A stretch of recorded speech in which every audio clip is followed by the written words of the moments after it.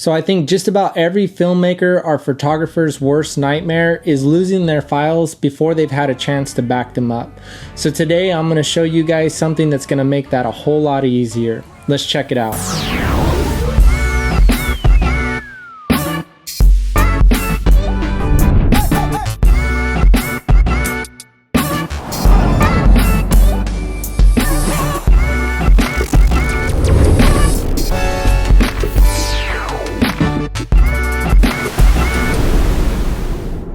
What's up YouTube? My name's Glenn and I want to welcome you guys to my channel. If you are new here, please consider hitting that subscribe button down below, as well as that bell for future notifications. And if at the end of this video you did find it helpful, please hit that thumbs up, as it does help both this video and this channel out. And as always, any of the products that I review on this channel, as well as some of the camera gear that I use to produce these videos, you will find links to those down in the description box below. Those are affiliate links, so I will get a small kickback from that. But I do have to say that today's video in no way is sponsored by RAV Power. I just found a great product that I think is really awesome and would help a lot of people, so I wanted to share that with you guys today. So without further ado, let's go ahead and dive into today's review. So first of all, what is this thing? Well, this is the RAV Power File Hub. And what does it do? It does a lot of things, but mainly what I use it for is for backing up files from my SD cards. So like I said in the intro of this video, I think just about every filmmaker, photographer, their worst nightmare is losing their footage or their files before they have an opportunity to back it up. I mean, that would be absolutely horrible to lose somebody's wedding pictures, or to do a corporate shoot and lose those files and have to do it all over again, or in the case of a wedding, you can't even do it all over again. So that is a big fear for a lot of people, and it always takes time to have to back these things up. In my case, which is what sent me on a mission to find something like this, was the hassle of having to break out my laptop, which is a newer MacBook and doesn't have an SD card reader.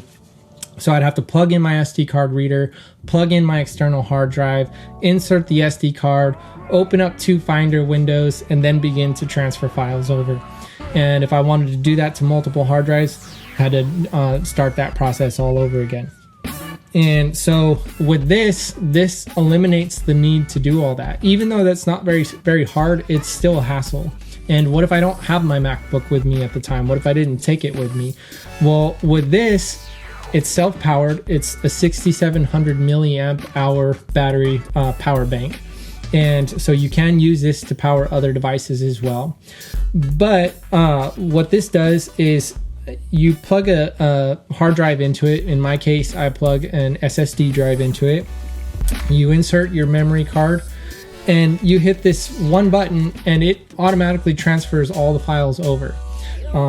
And once it's done, if you want to be able to give those files to multiple people, or you want to have multiple backups, you can unplug that hard drive, plug another one right back in, and start the process all over again. So as soon as you take that SD card out of your camera, you can start that process right away and just streamline the whole process of getting your footage or your photos backed up. And so that's just extremely convenient. But it does many things besides that.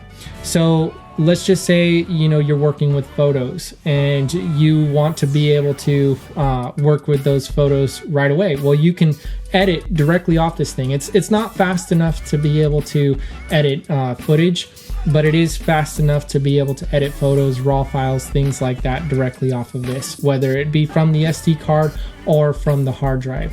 And so you can connect to this wirelessly. There's multiple ways to do that. It does have iPad, iPhone, Android apps to be able to connect to everything on this, be able to change settings and things like that as well. Or you can, there's a web browser that you can use to be able to connect to it from a computer. But so you can open up files and wirelessly be able to start to edit photos and things like that, and it handles it no problem. But I mean, this thing is just very convenient because it's also a router. And so this can connect to any Wi-Fi signal, and it can transfer that Wi-Fi signal over to whatever device you're connected to this with. So say if you're editing those photos and you want to be able to access something online, well, the only other thing that I've found that is comparable to that is the WD My Passport, which is much more expensive, and the hard drive is built in. So if it goes bad, bad thing's bad. But you can't connect to the internet through that. You just connect directly to that. And if you need to get something online, then you got to unconnect from that or disconnect from that and be able to reconnect to your internet and do whatever you need to do online, and then go back to the WD. So that's quite a hassle, but this passes the internet through. And so you can be editing photos, be able to go online and streamline the process there. But it also has an Ethernet port. So this is great for like travel photographers, or if you're traveling to go do a video shoot. This works as a router. So, wherever you're at, if you're at a hotel and say they don't have Wi-Fi, or they do charge for Wi-Fi, but they have Ethernet available, well, then you can plug Ethernet directly into this and broadcast your own secure Wi-Fi connection to whoever's with you or to multiple devices. Up to 5 wireless devices can connect to this. If it's a hardwired Ethernet connection, it'll do 5G connection. If you're extending the Wi-Fi off of another wireless network, then it goes to 2G. But that just makes it very convenient if you're traveling and you're in a hotel that doesn't have internet. And plus the fact that it's got a power bank means that you can use it to power multiple devices as well. You can use this if you're in a pinch and you need to supply power to your camera, your monitor, LED lights, stuff like that. This is capable of doing it. 6,700 milliamp hours is a pretty decent amount.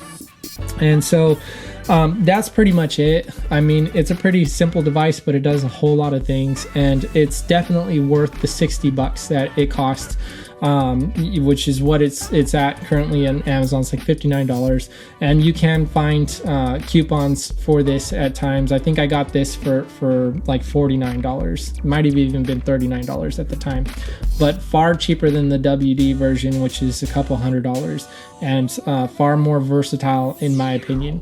So I hope you found this video helpful. If you have any questions, please leave them down in the comment section below. I'd be glad to hear from you guys, and I will do my best to help you.